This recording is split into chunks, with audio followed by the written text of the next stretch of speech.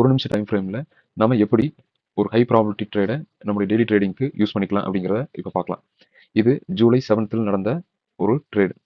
இந்த ட்ரேடில் ஃபஸ்ட்டு நம்ம என்ன பார்க்கணும் அப்படின்னு கேட்டால், ஒரு நாளினுடைய ஹை எப்போ கிரியேட் ஆகுதோ அப்போ தான் நம்மளுக்கு ஒரு சான்ஸ் கிடைக்கும். அப்படி பார்க்கும்போது இந்த இடத்துல நம்மளுக்கு ஒரு ஹை கிடைச்சிருக்கு.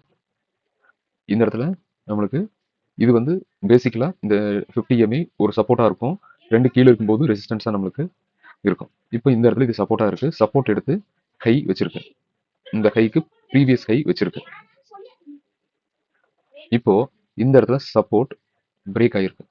இதுதான் நம்முடைய என்ட்ரி பாயிண்ட்.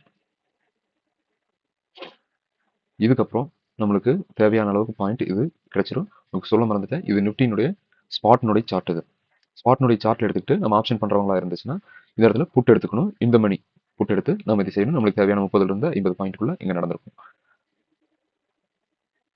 இதனால் ஒரு நல்ல ஒரு ப்ராஃபிட்டாகவே கிடைச்சிருக்க வாய்ப்பு இருக்கு.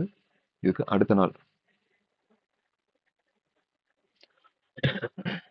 இப்போ சார் நீங்க கேட்கலாம், இது வந்து ரெசிஸ்டன்ட் தானே சார் அப்படின்னு. ஒரு ரெசிஸ்டன்ஸாக இருந்துச்சுன்னா அது கண்டிப்பா ஒரு புது லோ வச்சிருந்துருக்கணும். அப்போ நம்மளுக்கு ரெசிஸ்டன்ஸ் ஆகல. இது இந்த இடத்துல டேனுடைய ஹை கிடைச்சிருக்கு. நம்மளுக்கு ஒரு சப்போர்ட் எடுத்து அந்த இடம் நம்மளுக்கு கை வச்சிருக்கு. இப்போ இந்த இடம் தான் நம்மளுக்கு புட் என்ட்ரிக்கான ஒரு இடம்.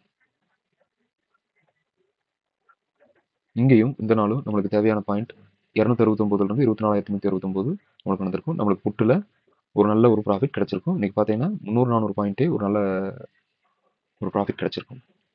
இது ஜூலை 9th. இந்த இடத்துல இது சப்போர்ட்டா அப்படின்னு சொல்லி பார்த்தோம்னா இது ஒரு டீப்பராக பிரேக் பண்ணியிருக்கு. டீப்பராக பிரேக் பண்ணியிருக்கும்போது அது புது ஹை வைக்கக்கூடாது. இது ஒரு ட்ராப் கேண்டில்ஸ்.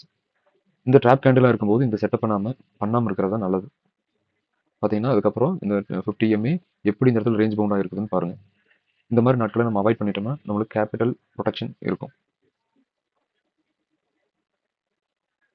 இந்த நாள் ஜூலை 10th கடைசி ஒர்க்கிங் டே லாஸ்ட் வீக்கினுடைய இது சப்போர்ட்டா அப்படின்னு கேட்டால் இல்லை.